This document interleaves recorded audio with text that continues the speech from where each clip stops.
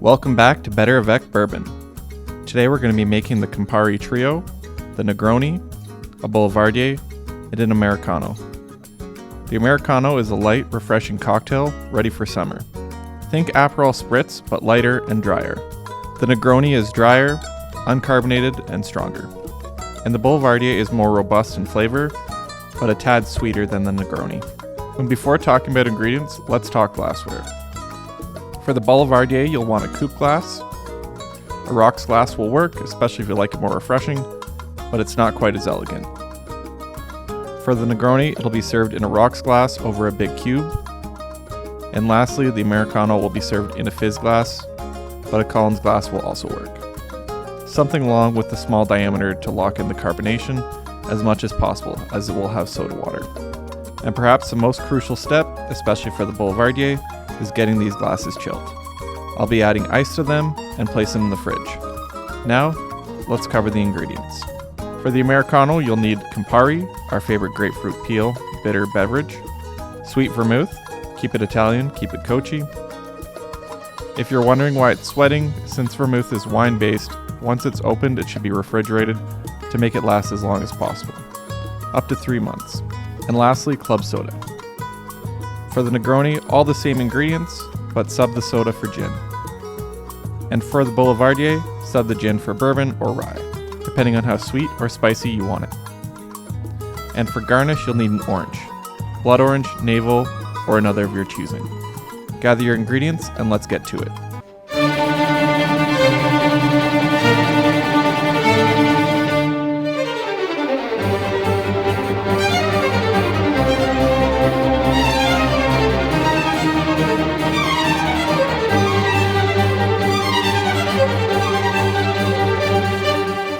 Since it'll dilute the slowest and stay the coldest, let's start with the Negroni.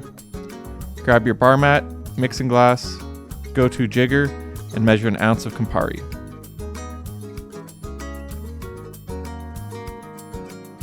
Add it to your glass. An ounce of Sweet Vermouth. Into your glass. And an ounce and a half of gin.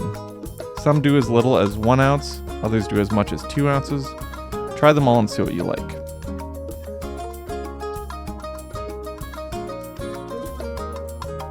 Grab a scoop of ice and add it to your glass. And then begin mixing for 30 seconds. The Negroni was created sometime in the early 20th century, coming after the Americano, substituting the soda water for gin, and replacing By the 1940s, it had reached a larger audience, including the likes of Orson Welles. The Americano's rise was in the late 19th century in Milano, with its invention closely following the birth of Campari in 1860. It consisted of equal parts Campari, sweet vermouth, and soda water, garnished with a lemon wedge. Once properly diluted, grab your rocks glass, a big rock of ice, and carefully strain your cocktail. Look how perfect that is. The dryness of the gin and the bitterness of the Campari balanced by the sweet vermouth, with the ice allowing them to blend together and create a refreshing but dry cocktail. The only thing left is to grab your orange and either cut a wedge or shave a peel.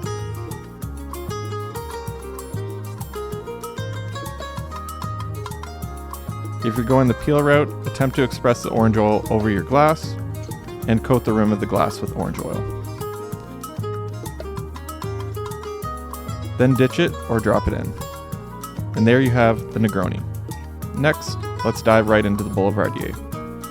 Give your tools a quick rinse and then start by measuring an ounce of Campari once again. Add it to your glass.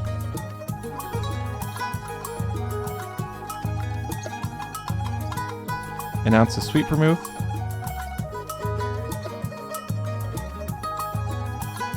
To your glass. And lastly, an ounce and a half of bourbon.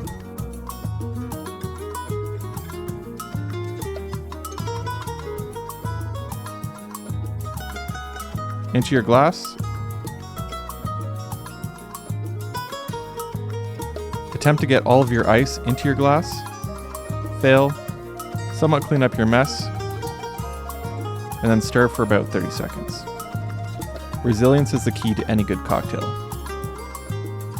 For some history, shortly after the creation of the Negroni, we have the rise of the Boulevardier, which, similar to the Negroni, includes equal parts vermouth and Campari, is garnished with orange, but instead of gin, the base spirit is whiskey, typically bourbon or rye, and the portion can range from 1 to 2 ounces depending on preference. I decided to stick with 1.5 ounces to keep it as close to the Negroni as I could. Once your cocktail is well diluted, grab your chilled coupe and carefully strain your cocktail into the glass. I love these. All the best parts of the Negroni with the dryness balanced by the sweet and smoky bourbon notes.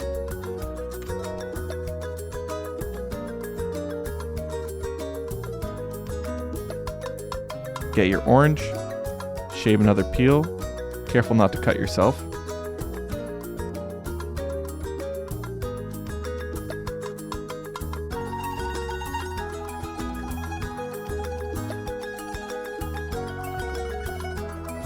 And then express it over your glass, rubbing some oil on the rim, and either ditch the peel or use it as garnish. Setting this to the side, let's build the Americano. Grab your chilled fizz glass, add a scoopful of ice, open your club soda, and add about 1 ounce.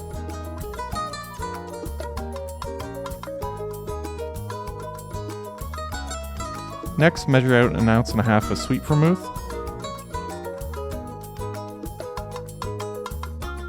and carefully pour it in.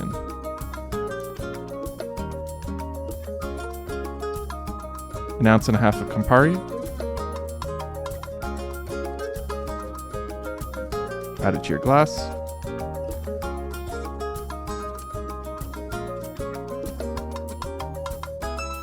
Then grab a straw and gently stir so as not to decarbonate it too much. And then top with more club soda.